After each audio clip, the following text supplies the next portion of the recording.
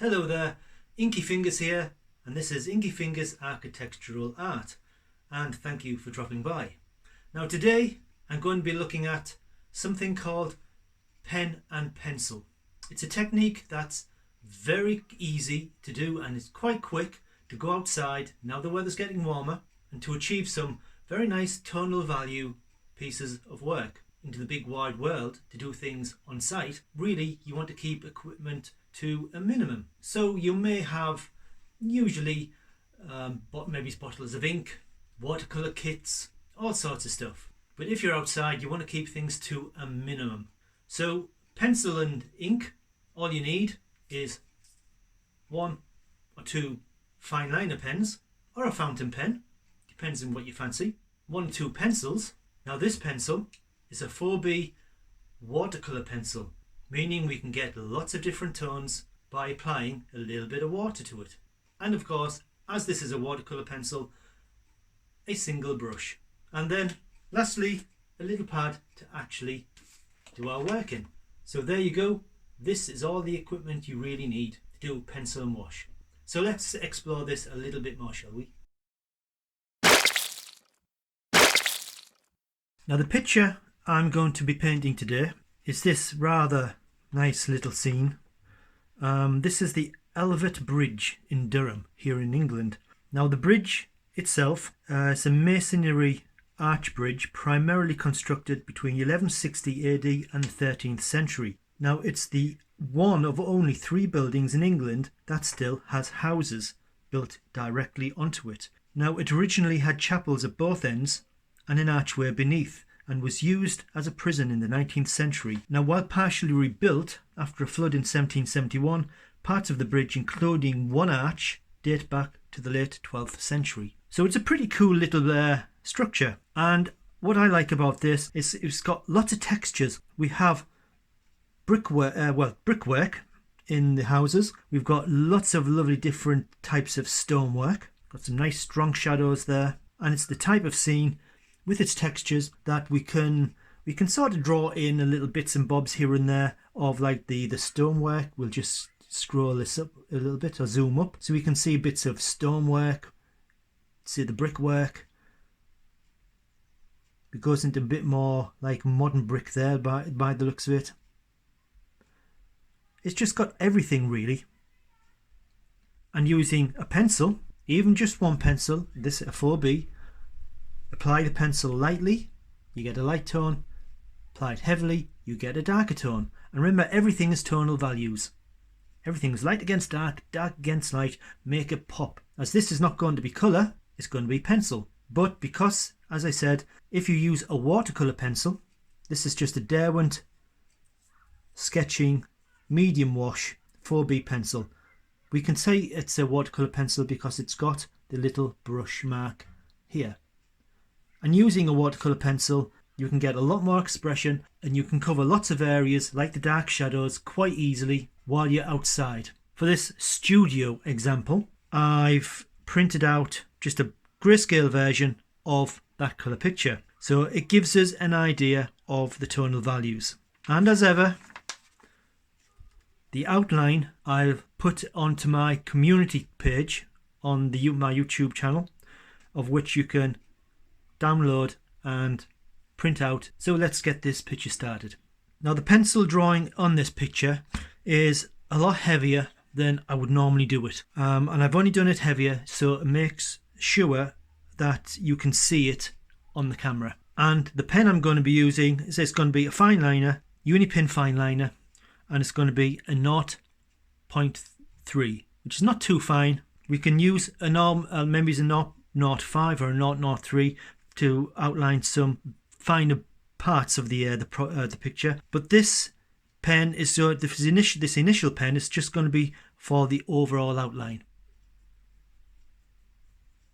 And then simply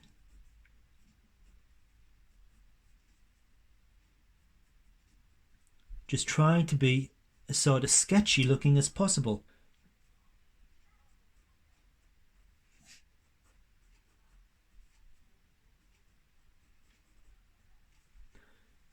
Of course, when you're doing this medium, pencil and pen, out of doors, I really don't think you want to be really messing on with something that gets really different widths of line in one stroke. If you were using a dipping pen, a nib pen and a bottle of ink, you don't want to be using, well, personally I don't want to be using that materials out of doors, because loose ink and a dipping pen out of doors, people might be passing you might be in a populated area doing it, you're going to have an accident, or that bottle of ink will get spilt. So this is why these pens are so good. Or, as I said, a fountain pen if you just fancied using a fountain pen. But you definitely want it to be a little bit scribbly, as you can see I'm doing now.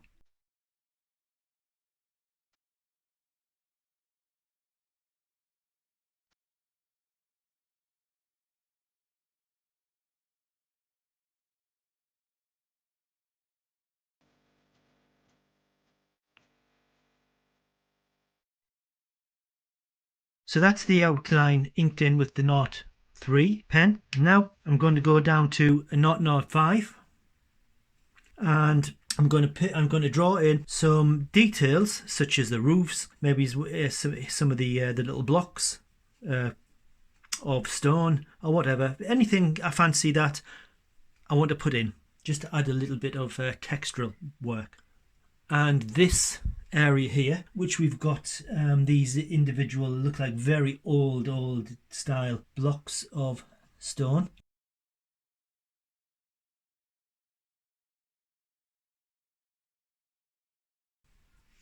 They were just giving the impression of that's what the texture of the material is. It's like what I said last week when I was doing the detailed shading in pen and the texturing of basically stone.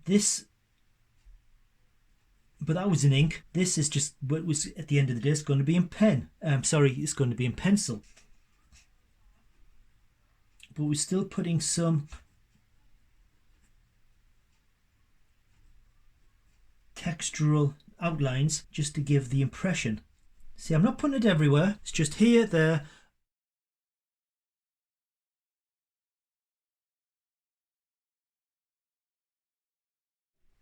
And that's the picture inked in. As you'll have seen, when I was drawing in the stonework, the bricks, I wasn't really copying this as such, because we can see it's all this area is pretty much the same size. It's just different tonal values on the bricks, on the stone, which we can put in loosely with the pencil. But it's just bricks here and there. It's not everywhere. Like the larger bricks here are stonework. Basically, it's closer to us. So yes, the larger. But even though the overall outline, the picture itself, is a bit more tight, the detailing in it is quite loose. So all we need to do now is to get our pencil and a small brush.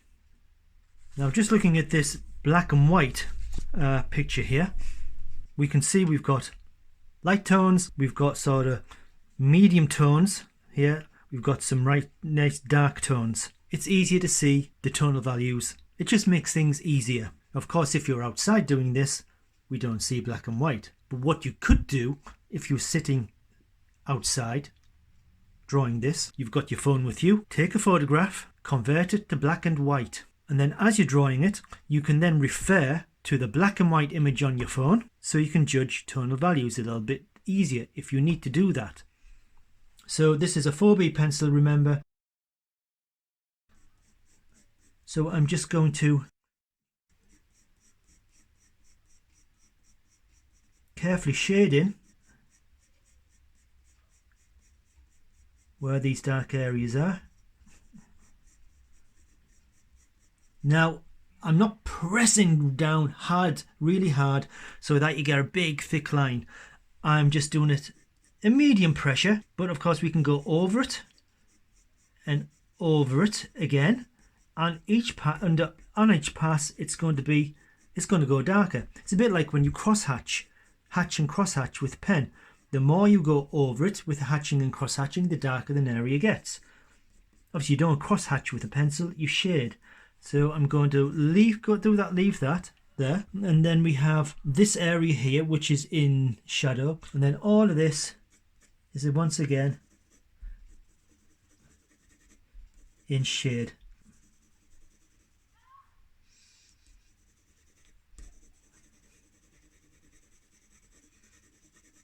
Now we can instantly see, just by putting this sort of a mauve or medium tone on at the moment, this lighter tone stands out. But this light tone here is not, it's not light. It's not like this area here, which we could leave as white paper. So as soon as we put a tone on this part, this is not going to be dark as it looks. Remember, I will, because I'm using a watercolor pencil, or a water-soluble pencil, sorry, I will be putting some water on all these areas, and that should make them a lot darker. I'm still not putting any pressure on the paper, on the pencil, and we'll do the same with this.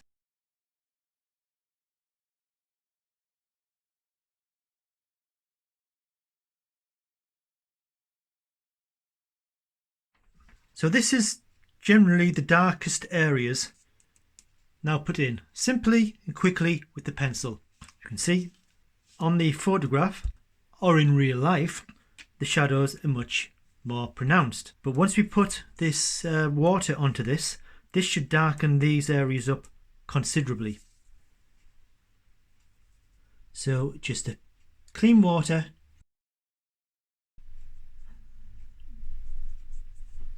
and a small brush,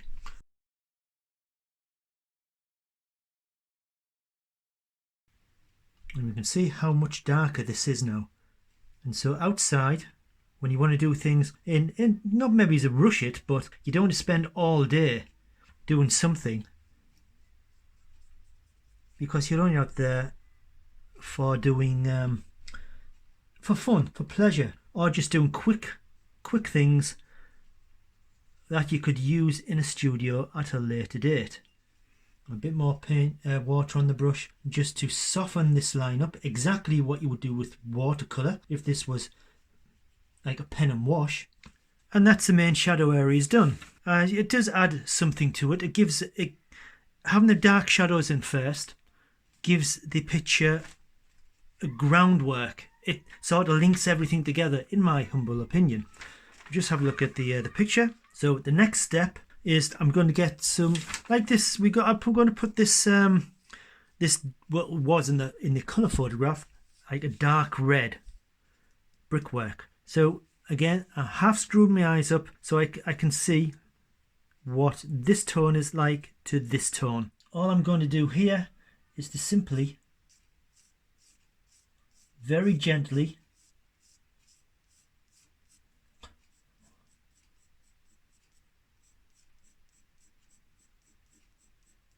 and put a tone on.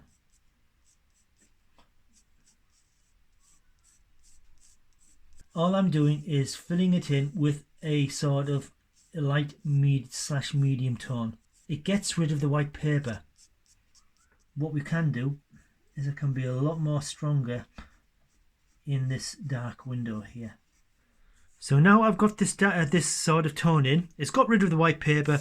I can come back to the picture and check the tone I've got there to the tone I've got here. And obviously, quite obviously, it's far too light. I need to just go over it a little bit darker.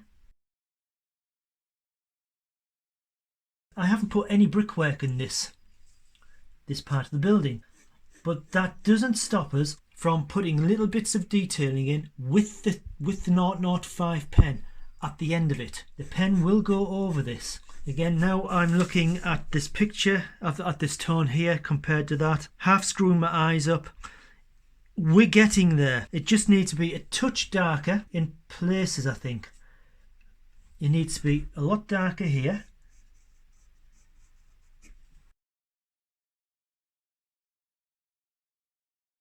And I'll leave, that looks very nice, so I'll leave it at that.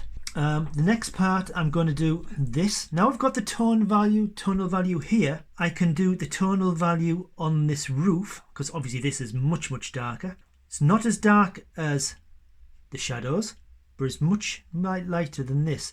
So once again, what I do is I just shade in the tone, get rid of the white paper.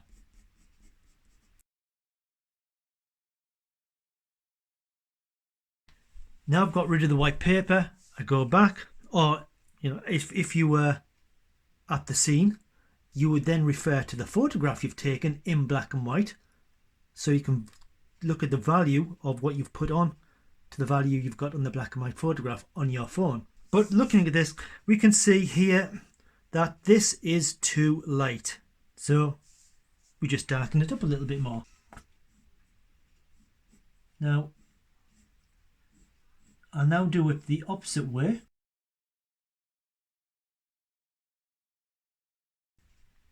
And there's a tone of this. It's darker than this, so this stands out. Now we've got the tones here, we can see that the windows need to be darker. But to make the windows darker, all we do is to make this dilute with the water. As we'll do these, and then we continue with around this area with the next tone, which is going to be this brickwork here, and it is brickwork. Now let's see what, again looking at the tones, what have we got? The tone here in the brickwork is darker than the brickwork here, and yet the brickwork tonework of this brickwork is lighter than what we've got on the roof. So now we've got this tone in, we've got this tone in, we can work out what that tone is. So once again, all I do is get the pencil and I just do a light, just a very light tone over this brickwork here, just to get rid of that annoying white paper. There you go. So that's the white, that bit of white paper gone. So then I look at the tone. Let's see. Is this lighter or darker than this? This actually looks much lighter than this. So that means we've got to darken this down. But as I said, not as much as this. Now this tone, the tone on this roof could be a little bit darker than what we got there. So when we do this tone here back on there, then we might have to make this roof a little bit darker.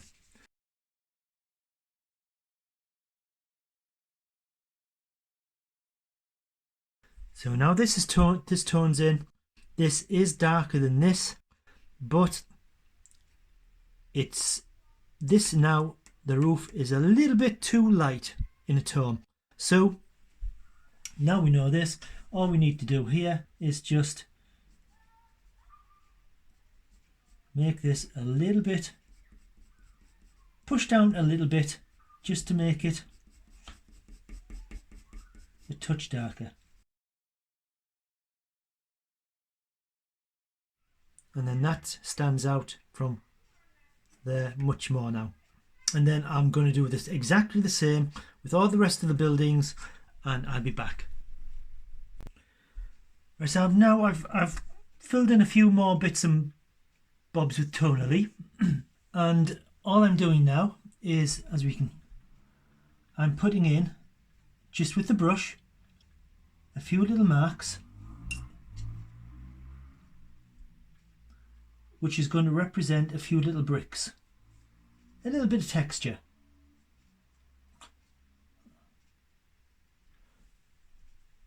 As you can see on the photograph, you've got, it's not really bricks you can see, it's just lights and darks. So just with a tiny brush, I'm just making some little lights and darks. Do the same with this.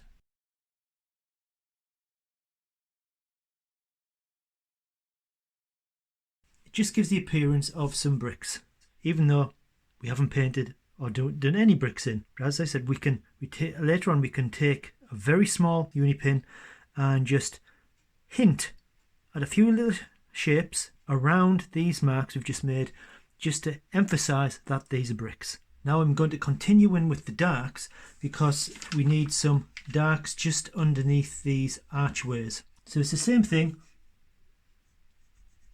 nice and quick.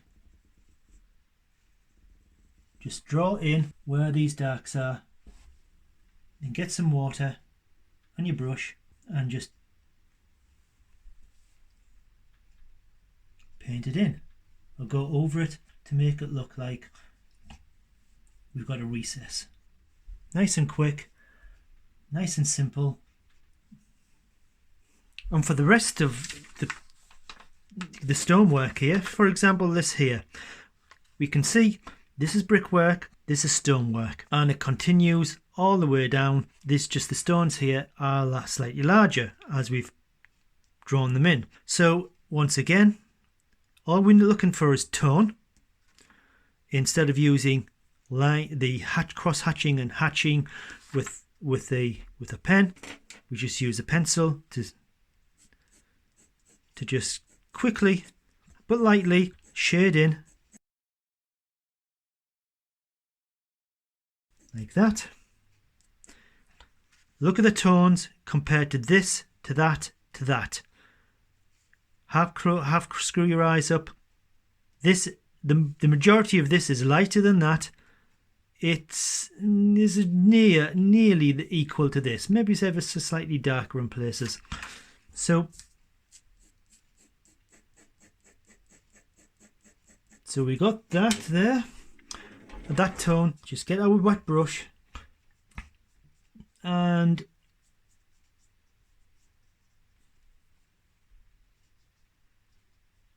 we'll just make a tone. And then when that bit's dry, we can use a pencil and draw in or shade in some individual little blocks that we've made with the pencil, with the pen.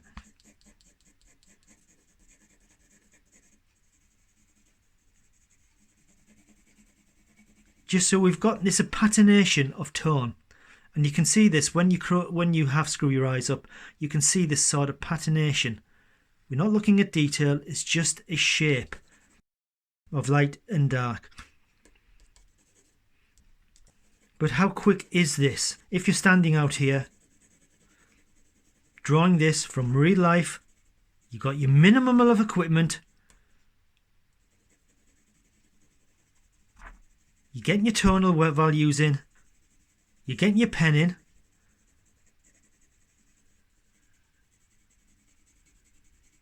It's quite dark there. Then it's a light bit. Then it's a dark bit. Then a light bit. Then a dark bit.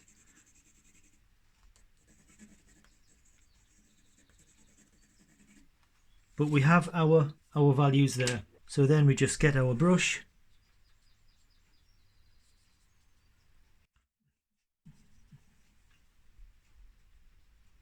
Plenty of water and just dilute this. Again, we'll leave a few little light bits. Negative painting.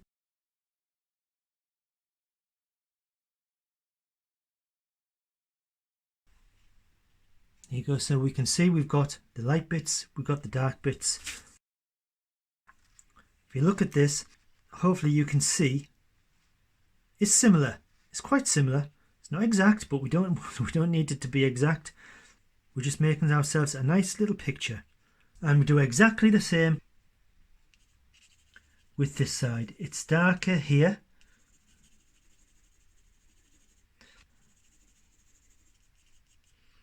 It's a little bit of a mid-tone there, and it's much lighter elsewhere. Then simply get your brush and blend it in.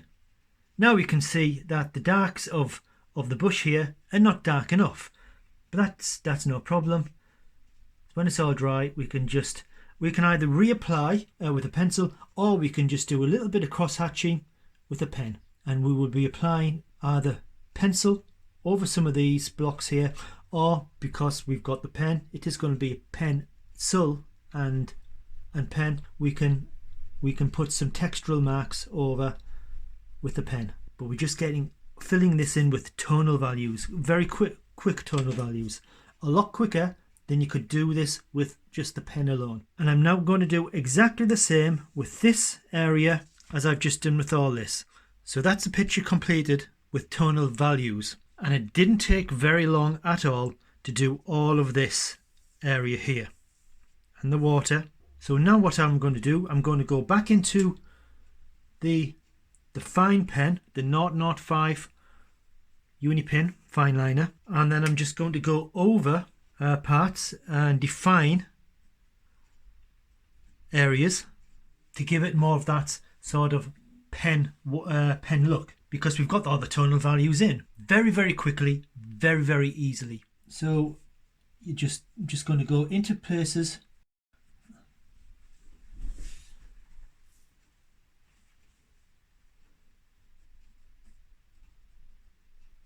and just do a few lines here and there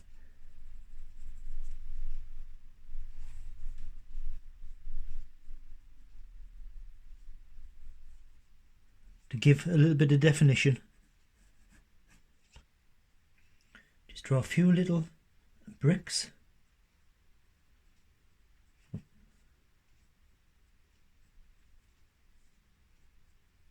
Now this is just to give an impression that it is brick.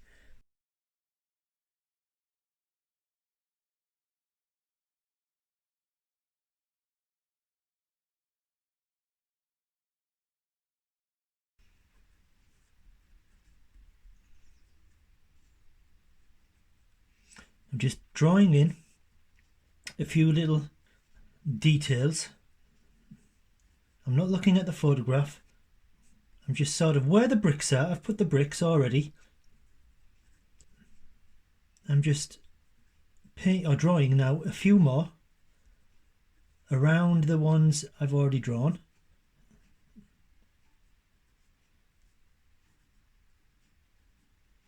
Just following the lines I've already drawn in.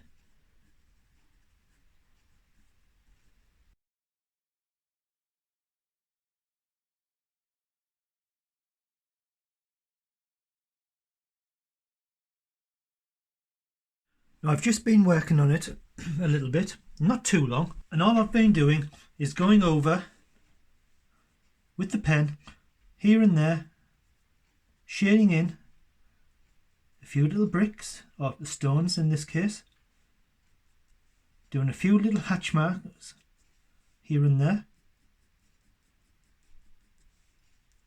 putting some texture in,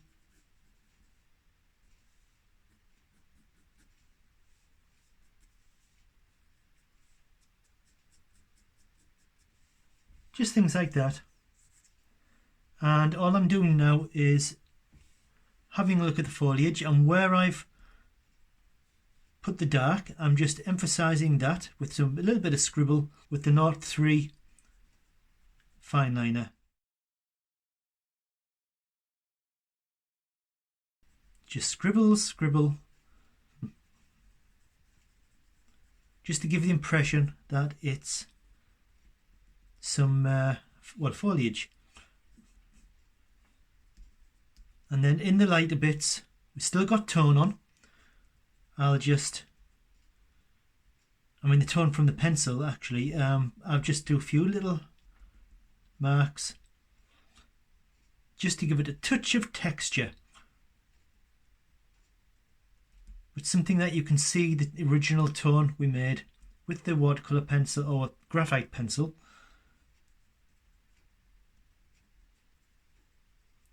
You can still see that underneath.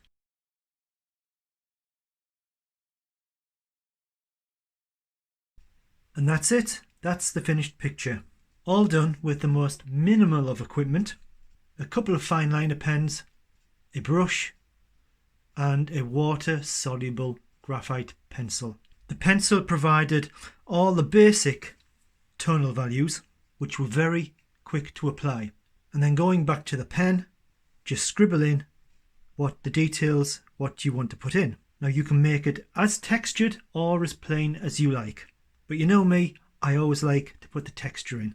And pen and pencil is a very good thing to do if you want to go out to try some tonal value work in real life, because it is a very quick way to do things.